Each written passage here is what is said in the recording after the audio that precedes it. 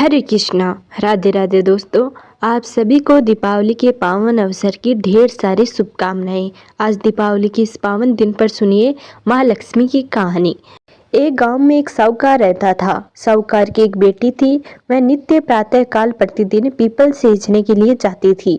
जब वह पीपल सींचने जाती तो पीपल के पेड़ में से लक्ष्मी जी प्रकट होती थी और चली जाती। एक दिन लक्ष्मी जी ने साहूकार की बेटी से कहा, तू मेरी सहेली बन जा।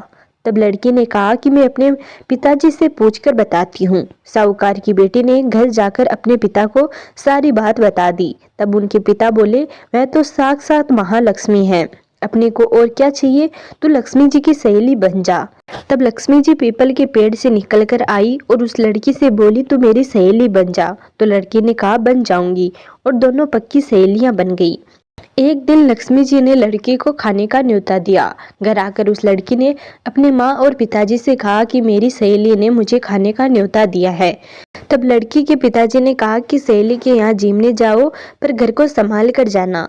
तब वह लक्ष्मी जी के यहाँ जिमने गई तो लक्ष्मी जी ने उसे साल ओढ़ने के लिए दी, रुपए दिए, सोने की चौकी दी, सोने की थाली में 36 प्रकार के व्यंजन जिमाए। जिम कर जब वह लड़की जाने लगी तो लक्ष्मी जी ने पल्ला पकड़ लिया और कहा कि मैं भी तेरे घर जिमने आऊंगी। तो उसने कहा, आ जाइयो। जब वह घर जाकर चुपचाप बैठ गई तब लड़की के पिता ने कहा कि बेटी सहेली के यहाँ जिम कर आ गई और तू उदास क्यों बैठी है। तो उसने कहा, पिताजी, लक्ष्मी जी ने मेरे इतना स्वागत सत्कार किया है, अनेक प्रकार के भोजन कराए, परंतु मैं कैसे जिमाऊंगी, अपने घर में तो कुछ भी नहीं है।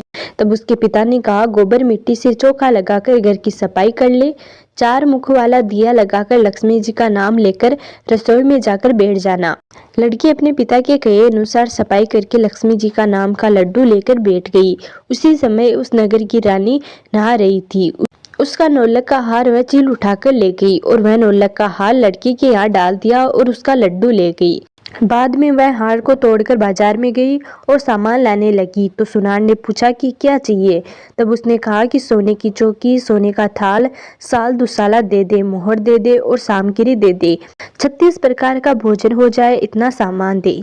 सारी चीजें लेकर बहुत सारी तैयारी करी और रसोई बनाई। तब गणेश जी ने कहा कि लक्ष्मी जी को बुलाओ। आगे आगे गणेश जी और पीछे पीछे लक्ष्मी जी आई। उसने फिर चौकी डाल दी और कहा, सहेली चौकी पर बैठ जा। तब लक्ष्मी जी ने कहा, सहेली चौकी पर तो राजा रानी के भी नहीं बैठी, किसी के भी नहीं बैठी। तो उसने कहा कि मेरे यहाँ तो बैठना पड़ेगा। फिर लक्ष्मी जी चौकी पर बैठ गई तो उसने बहुत खातिरदारी की, जैसे लक्ष्मी जी ने करी थी वैसे ही उसने करी। लक्ष्मी जी उस पर बहुत ही खुश हुई। घर में खूब रुपया व लक्ष्मी हो गई। साहूकार की बेटी ने कहा कि मैं अभी आ रही हूँ, तुम यहीं बैठी रहना, और वह चली गई। लक्ष्मी जी कहीं नहीं गई और चौकी पर बैठी रही। उसने बहुत दौलत दी। हे लक्ष्मी जी, जैसा तुमने साहूकार की बेटी को दिया वैसा सबको देना। कहते सुनते हुक्कार भरते अपने सारे परिवार के धन के भंडार भरना। पियर में सुख सौभाग्य देना, ससुराल में आपसे प्रेम देना, बेटे पोते को तरक्की और गुणगान होने का आशीर्वाद देना। हे लक्ष्मी माता, जो भी आपकी कहानी सुने उसके सारे कष्ट दूर करना, दरिद्रता दूर करना, उसकी सारी मनोकामनाएं पूरी करना। जय बोलो माँ भगवती देवी लक्ष्मी माता की जय हो, जय हो, जय हो। अब सुनिए आज की दूसरी कथा।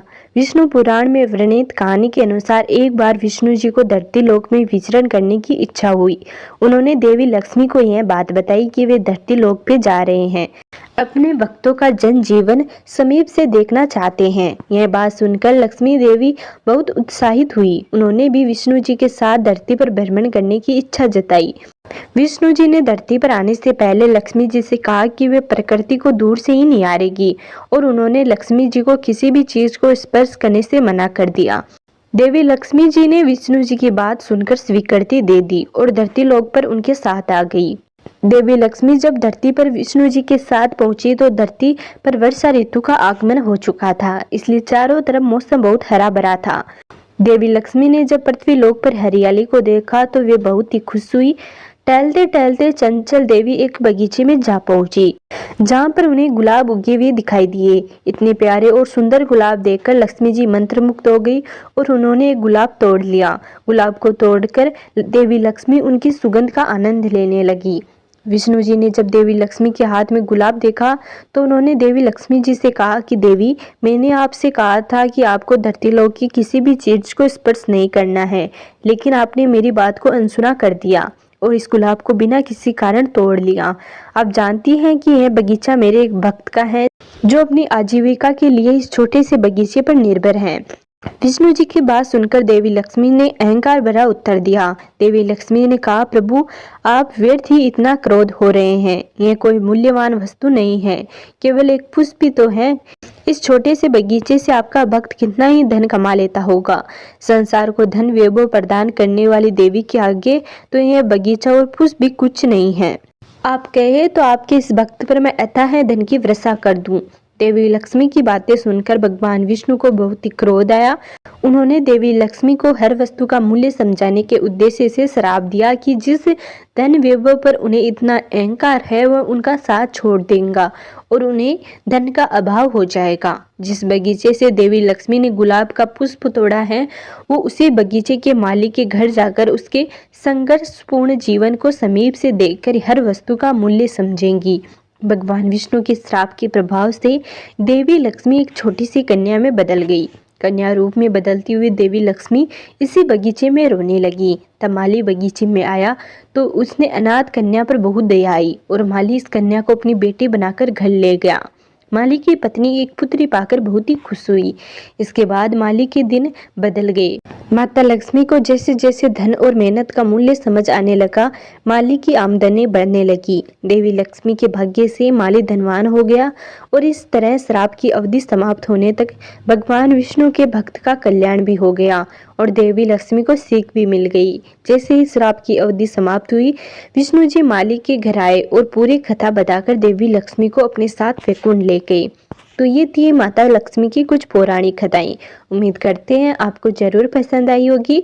और दोस्तों, अगर आपने अभी तक हमारे चैनल को सब्सक्राइब नहीं किया है तो प्लीज़ सब्सक्राइब कर लीजिए।